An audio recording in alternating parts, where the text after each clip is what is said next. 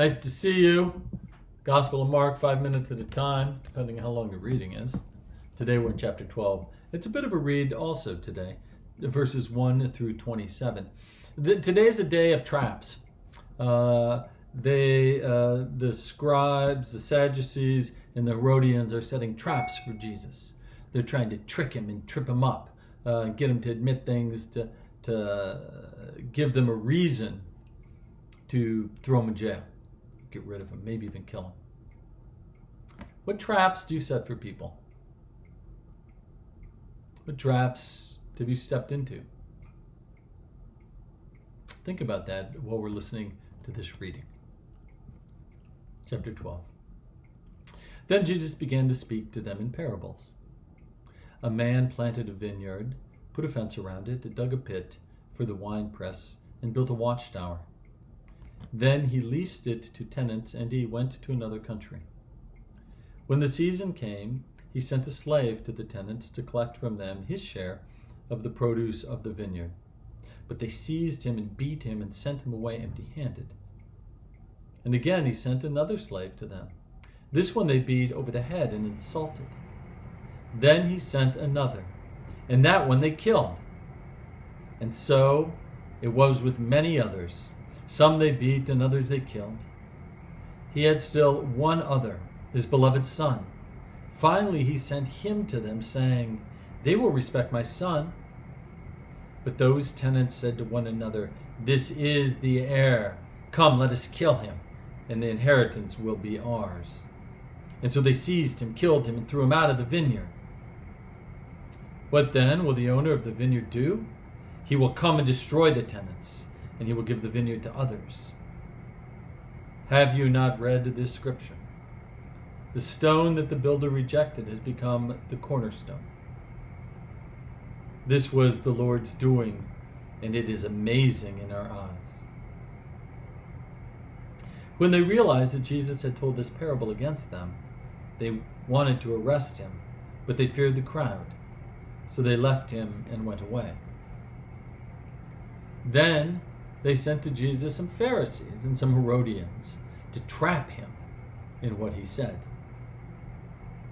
And they came and they said to him, "Teacher, we know that you are sincere and show deference to no one, for you do not regard people with partiality, but teach the way of God in accordance with truth. Is it lawful to pay taxes to the emperor or not? Should we pay them or should we not?"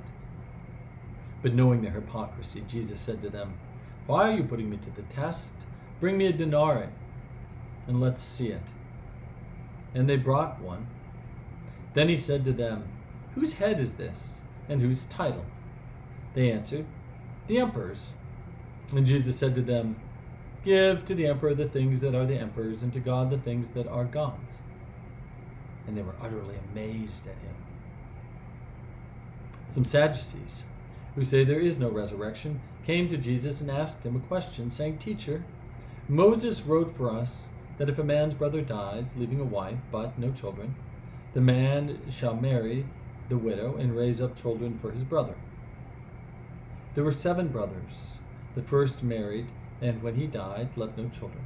The second married the woman, and died, leaving no children. And the third likewise. None of the 7 left children. Last of all, the woman herself died.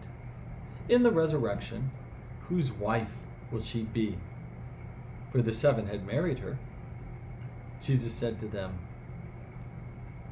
"Is not this the reason you are wrong, that you know neither the Scriptures nor the power of God? And when they rise from the dead, they neither marry nor are given in marriage, but are like angels in heaven. For as for the dead being raised, have you not read in the book of Moses, in the story about the bush, how God said to Moses, 'I am the God of Abraham, the God of Isaac, and the God of Jacob'? He is God not of the dead, but of the living. You are quite wrong."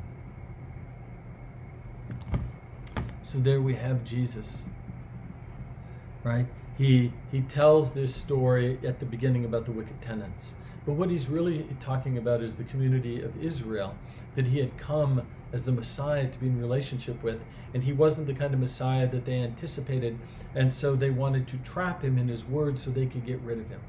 But the kind of Messiah that Jesus was is the kind of Messiah who was amazing in the Lord's eyes and the chief cornerstone, but they rejected him and killed him, and yet he became the foundation of the faith. Christian faith, that does have a good solid friendship with Judaism, at least from the denomination you and I are part of, and that's very important. But at the time, in the moment, Jesus was trying to be trapped in his words so they could convict him and get rid of him. That's not unique to the Jewish community in the time of Jesus. Communities, even to this day, do that kind of thing. So then we see the Pharisees and the Herodians putting him to the test about a denarii and trying to trap him in this. Should he pay it? Should he respect that authority? Should he acknowledge Rome? Should he ignore Rome? Should he use a denarii? All sorts of things wrapped up in that. And Jesus says, no, if it's Caesar's, give it back to him. It was so brilliant, right? It wasn't his coin, it was actually Caesar's coin. Just like this world isn't actually our world, it's God's world. So they were amazed at the genius of that answer. And then the Sadducees came along and did this whole thing about resurrection and whose wife would the woman be, the 7 brothers, when they were raised from the dead, or when they made their way into heaven. And what Jesus said is, heaven is a place of living people.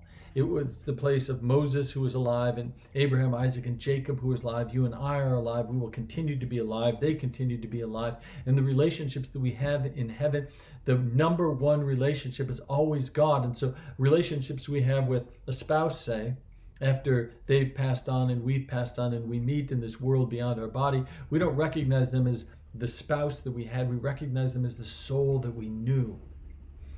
And that's how God knows us. And so the goal, of course, of a relationship is to know the soul of the person that you're encountering. Jesus called that out in this lesson here and avoided being set in a trap. And so this is what I wonder about for you as you think about your day today. What traps have you stepped into through the malice and evil intentions of others trying to trip you up? And how do you respond to that? Can you respond with grace and laughter, or do you take great offense? Because that would invite you to step into joy and laughter. And on the other hand, do you ever set traps for people? Right? Things that you do at work or at school, or in the condo complex that you live in, where you try to trap somebody. I know what that's like. So I invite you this day to think about the traps you set and the traps you step in. And to think about the ones that Jesus, people tried to push Jesus in, and how he stepped around them by having a good, secure sense of God. Faith. Remember, we talked about that yesterday. Be at peace. I'm glad to be with you. Peace upon your soul.